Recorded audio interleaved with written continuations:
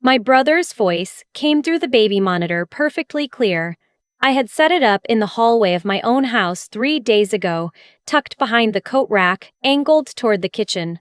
Old technology. Analog signal. Nothing. My brother could disable with his phone. She won't even notice, he was saying. Zoe's been checked out for years. Just tell the appraiser she agreed to the sale. I sat in my car in the grocery store parking lot 2 blocks away, engine off, listening. My sister-in-law laughed. That particular laugh, the one she saves for when she thinks she's being clever. She'll figure it out eventually. By then it'll be too late to contest. I set my coffee cup in the holder very carefully. I didn't want to make a sound even though they couldn't hear me. Old habit. I spent most of my childhood being very quiet in my own house. They thought I was at my Thursday therapy appointment. I had canceled it 2 weeks ago. I'd been spending those hours differently. I reached into the back seat and touched the accordion folder on the passenger seat. 4 inches thick. Rubber banded shut. Everything I needed was in there, organized by date, cross-referenced by account, flagged with color-coded tabs. I'm a forensic accountant. I've been one for 9 years. My job is to find the money that people are certain no one will ever find. My brother forgot that. Or maybe he never took it seriously. To him, I was still his little sister. The quiet one. The one who went to therapy. The one who could be managed.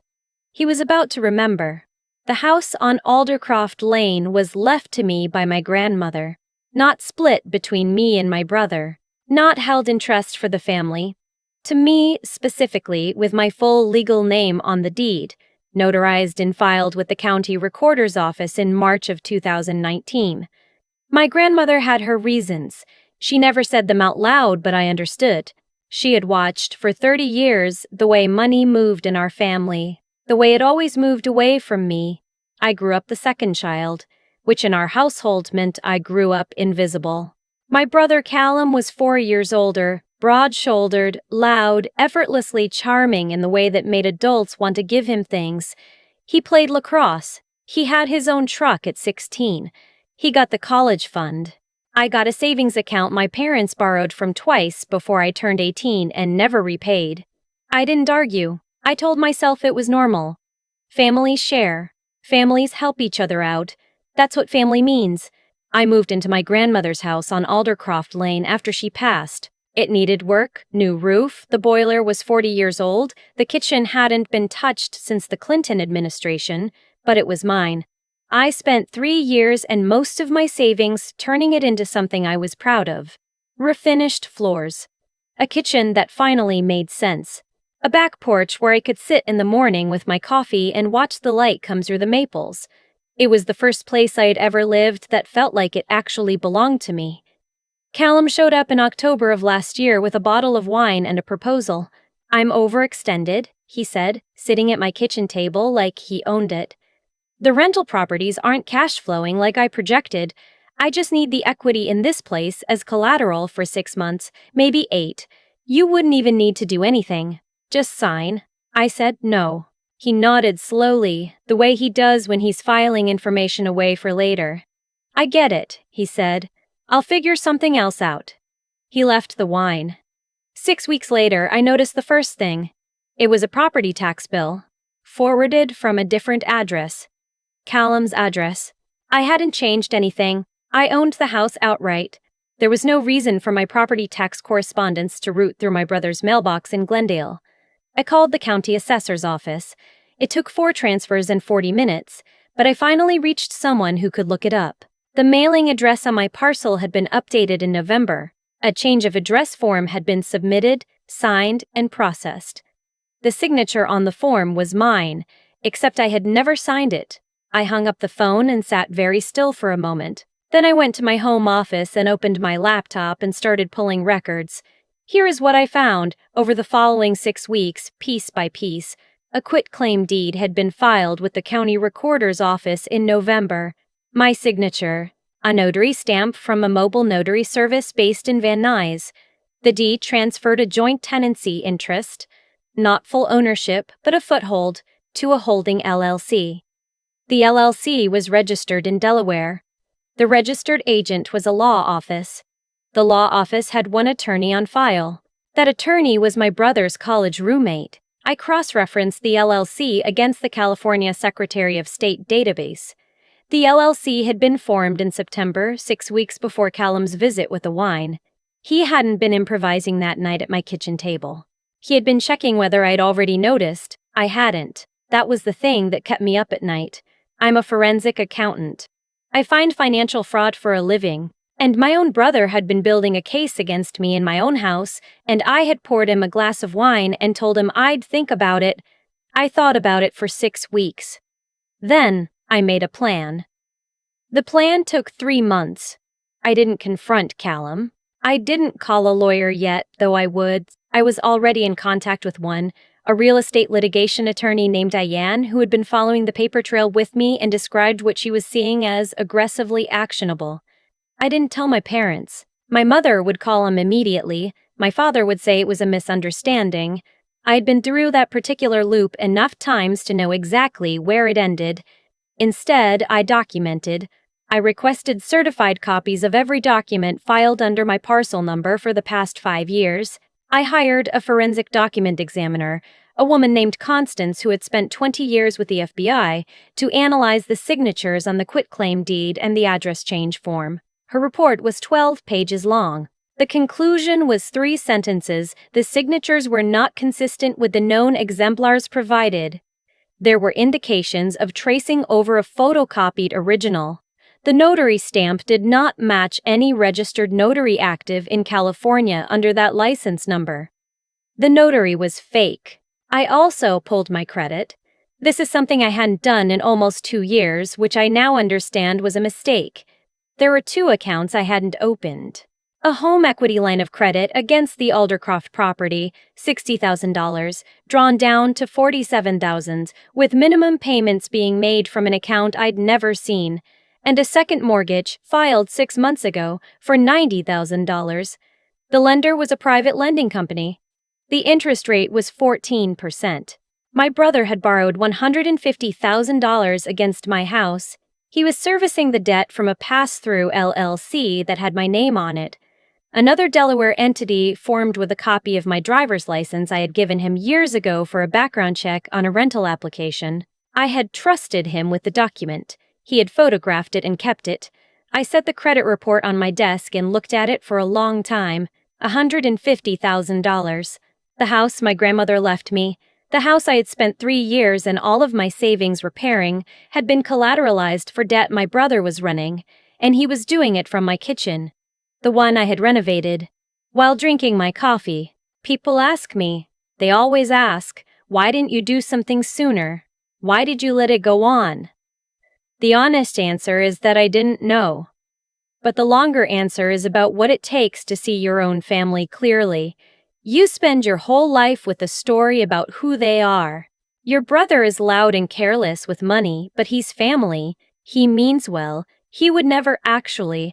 And then one day, you're looking at a forged notary stamp and a fake LLC and $150,000 in unauthorized debt, and you realize the story was never true. You were just the last one to let go of it. The moment I let go wasn't dramatic. It was a Tuesday afternoon in February. I was sitting in my car outside the county recorder's office with a manila envelope on my lap, and I thought, I'm going to lose my house if I don't stop this. And I realized I didn't feel sad about my brother anymore. I felt clear. Clear is a useful feeling. I held on to it. By April, I knew what I needed. Diane had walked me through the legal strategy. The forged quitclaim deed was the cleanest piece. A criminal matter, separate from the civil case to clear the title. The unauthorized credit lines were fraud. The fake LLC was identity theft. Each one was a separate exposure. Together, they were the kind of case that, as Diane put it, tends to make defendants very interested in reaching a resolution before discovery. What I needed was a moment, a place where everything would be visible at once, where there would be witnesses, where Callum couldn't say later that I had misunderstood or overreacted, or had one of my episodes. That was a phrase he liked to use with my parents, my episodes. delivered in a tone of fond concern that made me sound like a problem to be managed rather than a person to be heard. In May, I found out about the open house. Callum had listed the property on Aldercroft Lane, not in my name, in the LLC's name, routed through a property management company in Burbank. The listing price was $875,000. The open house was scheduled for the second Saturday in June. I read the listing 3 times. There were photos of my kitchen, my refinished floors, my back porch. He had listed my house for sale without telling me. He intended to pocket the proceeds and presumably deal with me later, or not at all, or explain it as a misunderstanding he deeply regretted. I called Diane. We talked for an hour. Then I called the Glendale Police Department's Financial Crimes Unit and made an appointment for the following week. Then I drove home, sat on my back porch, and made a different kind of list. The morning of the open house was warm and clear, the kind of June morning that makes Los Angeles feel like it's apologizing for January. I arrived at Aldercroft Lane at 9:15, 45 minutes before the listed start time. I parked in my own driveway. I had coffee in a thermos in the accordion folder on the seat beside me, and I sat and watched the real estate agent, a woman in a cream blazer, mid-40s, clearly unaware that anything was wrong, tape an open house sign to the mailbox post, my mailbox post. At 9:40, a car I didn't recognize pulled up, then another. People who had seen the listing online, early arrivals, the kind who show up before the crowd to get a first look. At 9:55, Callum's truck appeared. He parked behind the cream blazer woman and got out, straightening his jacket, scanning the street with the proprietary ease of a man who is comfortable with what he believes he owns. He didn't see me. My car was behind the large maple at the edge of the property. Old habit. 2 minutes later, a dark sedan pulled up behind him. 2 people got out. I recognized one of them, a detective from the Financial Crimes Unit named Abrams, whom I had met the previous week and who had called me yesterday to confirm our arrangement. He was wearing plain clothes. He did not look like a detective. He looked like a man who was interested in buying a house. I got out of my car and walked up the front path. Callum saw me when I was about 10 feet away. For a moment, he didn't move. He was standing near the front door talking to the real estate agent, and he looked at me the way you look at something that shouldn't be there. A brief recalibration, a searching for the explanation that makes the problem go away. Then his face settled into that expression I'd seen my whole life. Patient, slightly tired, the expression of someone managing a difficult situation. "Zoe," he said, "what are you doing here?" "I live here," I said. "We talked about this." His voice dropped, the way it does when he's signaling to everyone nearby that I am the one being unreasonable. "The listing is a formality. The LLC needs liquidity. I was going to explain it to you.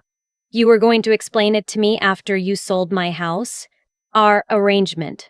"We don't have an arrangement," I said. I was not raising my voice. I had decided, weeks ago, that I would not raise my voice. I had decided, weeks ago, that I would not raise my voice. We have a forged deed, 2 unauthorized lines of credit opened in my name, and a fake notary stamp. That's what we have. The real estate agent had gone very still. Callum's jaw tightened. "That's a serious accusation. I know." I opened the accordion folder. I had rehearsed this part, not the words exactly, but the sequence. The certified copy of the original warranty deed was on top. My name. The county recorder's stamp. The date. I handed it to the real estate agent, who took it with the careful hands of someone who has just realized she is in the middle of something she does not want to be in the middle of. "I'm the owner of this property," I said. "This open house is not authorized. I would ask you to stop." "She's confused," Callum said, and there it was. That particular word deployed the way he'd deployed it my entire life, like a key that was supposed to open a door and make me smaller. "She has some documents, but she doesn't understand how the trust structure—" "There's no trust," I said. "There's no structure. There's a quitclaim deed with a forged signature and a notary license number that doesn't exist. I have a forensic document examiner's report confirming both." I found that tab, pulled the report, handed it to Detective Abrams, who was standing nearby looking at a hydrangea bush with what appeared to be mild interest. Callum looked at Abrams for the first time. Something shifted in his expression. "Who is that?" he said. "Someone I invited," I said. Abrams turned from the hydrangea and showed his badge. He introduced himself. He said he had some questions about the property transaction and the LLC entities associated with the parcel. He said Callum was not under arrest and was not required to answer questions. He said he wanted to make sure everyone understood the situation. Callum said he wanted to call his attorney. "Of course," Abrams said pleasantly. "You're welcome to do that." What happened next took about 20 minutes. The people who had come to see the house drifted away. The real estate agent made a phone call, then began removing her open house signs. Her movements very precise, very deliberate. Callum stood by his truck with his phone to his ear, his back to me, and I could tell by the angle of his shoulders that the call was not going the way he wanted. My sister-in-law arrived at 10:20. She had not been there at the beginning, but someone had called her. I assume Callum, in one of the gaps between attorney calls. She got out of her cart quickly, scanning the scene, and when she saw me, she put on the expression she uses when she's visiting a hospital. Concerned, careful, braced for something unpleasant. "Zoe," she said, "can we just talk for a second? Just the family?" "Detective Abrams is here," I said. "We can all talk together." She did not like that. She turned to Callum and said something quietly. He shook his head. Abrams came back and spoke to Callum for another few minutes. Callum kept saying that's not what happened, and she misunderstood the agreement, and I was acting in her best interest. These are the phrases people use when the documentation makes their position indefensible and they're still hoping tone will save them. Then Abrams showed him the printout from the state bar that I had included in the folder. The notary license number on the quitclaim deed, the one that didn't exist, had been traced. The mobile notary service in Van Nuys was operating without a license. It had done 4 transactions in the previous 18 months. All 4 transactions involved properties owned by individuals connected to Callum's rental LLC network. This was not just my house, this was a pattern. Callum went quiet in a way I had never heard before. He is not a quiet person. He fills rooms. He finishes other people's sentences. The quiet sat on him wrong, like clothes that didn't fit. "Where did you get that?" he finally said. "I'm a forensic accountant," I said. "It's what I do." He looked at me then. Really looked, maybe for the first time in a long time, without the management strategy, without the patient, tired expression. He looked like someone doing a calculation and not liking the result. "Zoe," he started. "You should talk to your lawyer," I said. "Not to me." The criminal referral had already been filed. Abrams and I had handled that the week before. The civil case was filed the same morning as the open house. Diane had timed it deliberately so that the list pendants would appear on any title search run by a potential buyer, making the sale legally impossible to complete. The unauthorized credit accounts were reported to all 3 bureaus and flagged as fraud. The lending company on the second mortgage was notified. They opened their own investigation, since a fraudulent mortgage application creates liability on their end too. The LLC entities were referred to the California Attorney General's office. That process moves slowly, but it moves. I had the locks changed that afternoon, not because I needed to. Callum didn't have a key, had never been given one, but because I needed to do it. I needed the concrete fact of new locks, new keys. Mine only. I sat on my back porch that evening while the sun went down through the maples. I had a glass of wine, not the bottle Callum had brought in October. I had thrown that out months ago, and I opened the accordion folder one last time. I had numbered the tabs, 31 of them, running from the original deed to Abrams's business card with everything in between. I looked at each one for a moment. 3 months of evenings and weekends. 3 months of sitting very quietly in rooms while other people talked, pulling threads. Then I closed the folder, set it on the table beside me. I didn't throw it away. You don't throw away evidence. But I didn't need to hold it anymore. There are things I know now that I didn't know a year ago. I know that my grandmother understood something about this family that it took me 30 years to see. She left the house to me specifically for a reason. She had watched the money move and she put something in my name that she hoped would be harder to take. She was almost right. I know that the forensic examiner's report will likely be the centerpiece of a criminal proceeding. The DA's office contacted Diane 6 weeks after the open house. The forged notary operation touched enough properties that it became a matter of broader public interest, which is the kind of language prosecutors use when they intend to pursue something seriously. I know that Callum called my parents after the open house and gave them a version of events in which I had ambushed him with a detective and was making false accusations out of a long-standing jealousy over the family inheritance. My mother called me that evening. I picked up, which surprised her. I told her I would send her the forensic examiner's report, the credit account records, and the deed filing history. I told her she could read them and make her own assessment. I told her I loved her. Then I said I needed her to understand that I would not be discussing it further until the legal process was complete, and that anything she shared with Callum or his attorney could potentially complicate matters for her as well, and that she should perhaps consult her own attorney before speaking to either of them again. There was a long pause. "You've changed," she said. "Yes," I said, "I have. I spent a long time being very quiet in rooms where other people made decisions about things that belonged to me. I told myself that was grace. That was generosity. That was what family meant. It wasn't. It was just quiet. I'm still quiet. I'm still sit on the back porch in the morning with my coffee and watch the light come through the maples. I still go to therapy. I went back to it, the real appointment, every Thursday. But I'm not quiet in the same way anymore. My name is on the deed. It's the only name on the deed. That was always true. It just took 30 years and a forensic examiner's report and a detective standing next to a hydrangea bush for the rest of the world to catch up. The maples are going gold now. October again.